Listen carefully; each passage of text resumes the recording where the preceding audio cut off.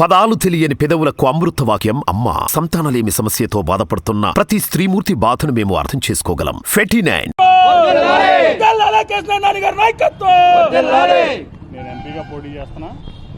మీకు ఇంతకు ముందే చెప్పా, మూడోసారి మళ్ళీ నేను విజయవాడ పార్లమెంట్ సభ్యుడిగా ఎన్నిక అవుతాను. ఆ ధీమా నా దగ్గర ఉంది, ఆ కాన్ఫిడెన్స్ నాకు ఉంది, నా ప్రజల మీద నమ్మకం ఉంది, విజయవాడ ప్రజల మీద. తప్పకుండా మళ్ళీ మూడోసారి విజయవాడ ఎంపీ నేనే. సార్ మీరు అంటే మీకు వేరే పార్టీల నుంచి ఏమైనా ఆఫర్ వచ్చిందా సార్? మీకు చెప్పాను, నేను 2019 నుంచి అనేక ఆఫర్లు వచ్చినాయి. కానీ అధినేత వెంట ఉండాలి, పార్టీ వెంట ఉండాలి. అధినేత కష్టకాలంలో ఉన్నప్పుడు ఆయన పక్కన నిలబడాలనే ఉద్దేశంతో నేను చాలా అవమానాలు పడ్డా. మీకు చెప్తాను, నా పదే మీకు చెప్తున్నా. మొన్న కూడా నేను తిరువూరులో మాట్లాడా. ఒక వ్యక్తి ప్రెస్ మీట్ పెట్టి కార్పొరేషన్ ఎలక్షన్ ముందు చెప్పు తీసుకొడతా అన్నాడు, క్యారెక్టర్ లేని పర్సన్. అట్లాగే ఒక పాలిట్ బ్యూరో సభ్యుడు గొట్టంగాడు అన్నాడు అదే ప్రెస్ మీట్లో. అట్లాగే ఇక్కడ నుంచున్న కార్పొరేటర్ని 50 మంది దగ్గర అంటే 64 గెలిచారు, కనీసం 30 మంది గెలిచేవాళ్ళు. ఇంకా కావాలని చెప్పి ఓడించారు పార్టీని. అయినా కానీ ఎక్కడా స్పందన లేదు పార్టీ నుంచి. కానీ అయినా నేను దాని గురించి పెద్ద పట్టుబట్టలేదు, ఎందుకంటే పార్టీ లక్ష్యంతో. సరే, ఇప్పుడు అధినేత నిర్ణయం తీసుకున్నాడని నాకు మెసేజ్ ఇచ్చారు. ఓకే, ఏదో ఒక నిర్ణయం అయితే చెప్పారు కదా. ఇప్పుడు మా వాళ్ళందరితో మాట్లాడాలి కదా నేను కూడా. మీరు అంత కంగారు పడితే ఎట్లా? ఇప్పుడు దాదాపు కొన్ని చెప్పే 7 నియోజకవర్గాల్లో కానీ రాష్ట్రంలో కానీ నాకు అనేక మంది అభిమానులు ఉన్నారు, వెల్విషర్స్ ఉన్నారు. అట్లాగే విజయవాడ నాని అయితేనే ఈ విజయవాడకి కొంచెం డెవలప్మెంటు, లేదా కొంచెం ప్రజలకి అందుబాటులో ఉండే వ్యక్తి అని ఏదో రకరకాలుగా అభిమానులు ఉంటారు నాకు. వాళ్ళందరూ మనోభావాలు కూడా నేను పరిగణలోకి తీసుకోవాలి కదా. ఊరిని మీరు అడగంగానే మీకేదో టీఆర్పీ రేట్లు కావాల్సి నేను ఇచ్చేయటం కాదు కదా.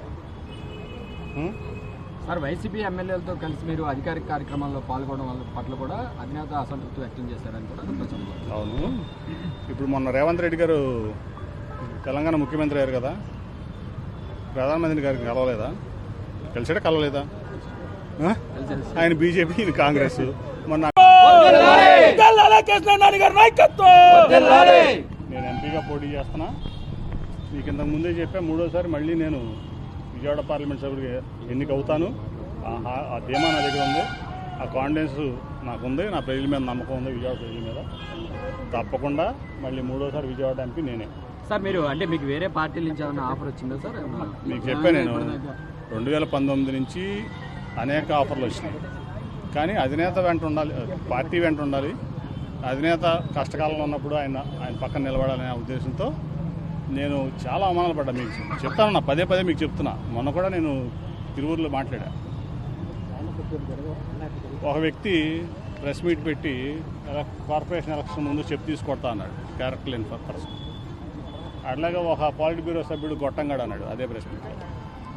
అట్లాగే ఇక్కడ నుంచున్న కార్పొరేటర్ని 50 మంది దగ్గర అంటే 64 గెలిచారు, కనీసం 30 మంది గెలిచేవాళ్ళు. ఇంకా కావాలని చెప్పి ఓడించారు పార్టీని.